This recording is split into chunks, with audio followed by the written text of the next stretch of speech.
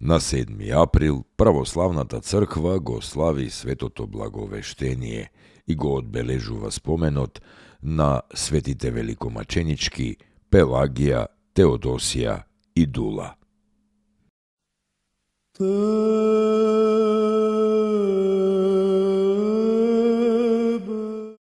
Свето благовештение.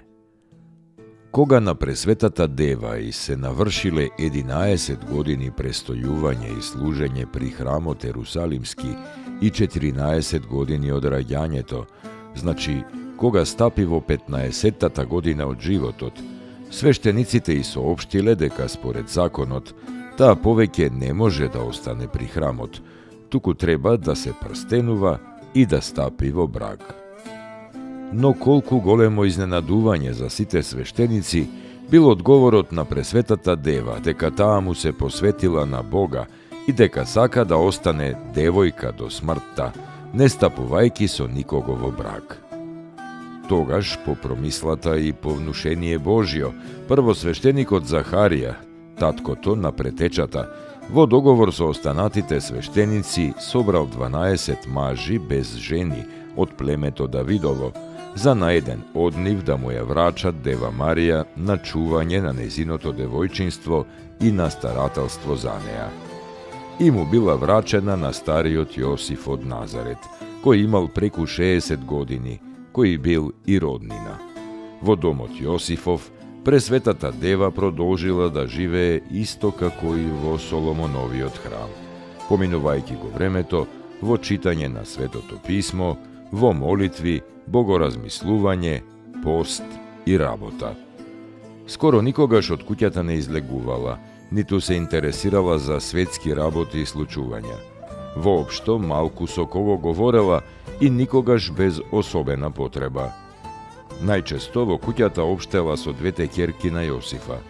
Но кога се исполнило времето проречено од пророкот Даниил и кога Бог благоволил да го исполни своето ветување, дадено на изгонетиот Адам и на пророците, се јавил великиот архангел Гавриил во одајата на Пресвета Дева и тоа, како што пишуваат некои свештени писатели, во моментот токму кога таа ја држела отворена книгата на пророкот Исаија и размислувала за неговото големо пророштво. Ете, девица ќе зачне и ќе роди син. Гаврил и се јавил во архангелска светлина и рекол: Радувај се, благодатна, Господ е со тебе. И останатото редум како што пишува во Евангелието на Божествениот Лука. Со ова архангелска благовест и со слегувањето на Светиот Дух на Пречистата Дева започнува спасението на луѓето и обновувањето на тварта. Историјата на Новиот Завет ја отворил архангелот Гавриил со зборовите «Радувај се», да означи со тоа дека Новиот Завет ќе значи радост за луѓето и за сето создание. Оттаму и благовештението се смета колку голем, толку и радосен празник.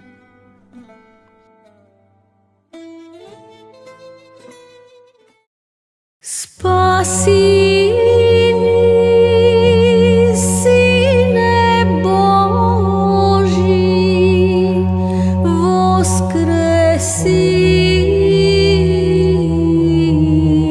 из мертвих, појуштија ти,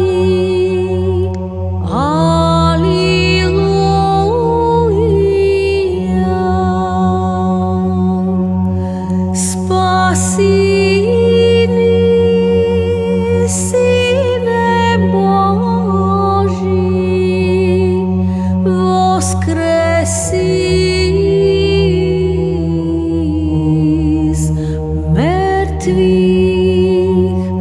појуштија ти. Алилуја.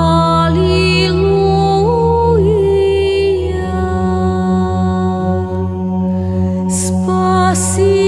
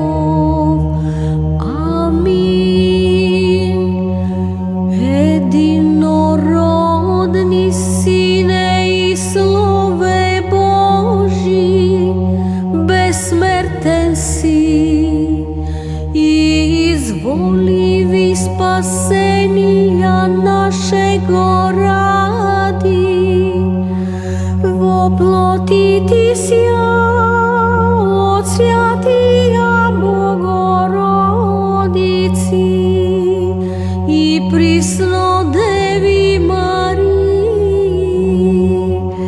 непреложно во человечи висја.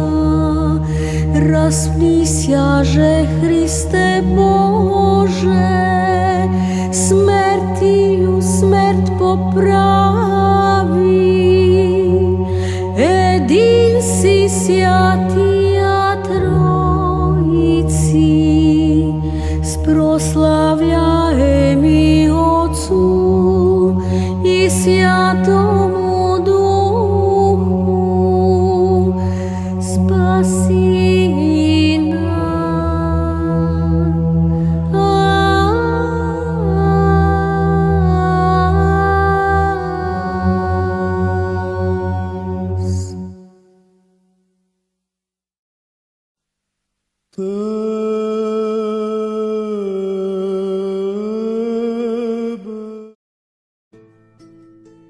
Светите маченици Пелагија, Теодосија и Дула. Овие три свети жени пострадале за Господа. Пелагија и Теодосија после самувањето и маките биле заедно со меч и сечени, а светата Дула, која била слугинка, и самата пострадала и завршила во градот Никомидија. Три бели ружи, полеани со маченичка крв, ги пресадил Бог во својата небесна градина.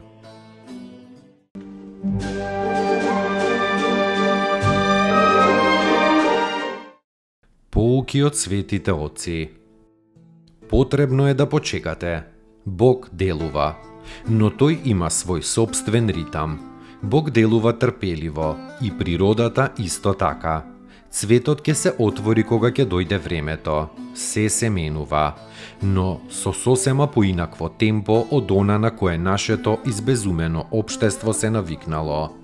Оваа трчаница, оваа паника, овој бран што сите нас не прави толку забрзани, воопшто не го допира Бога. Бог не влегува во оваа луда ритмика, тој се движи во ритамот на својата љубов и на своето трпение.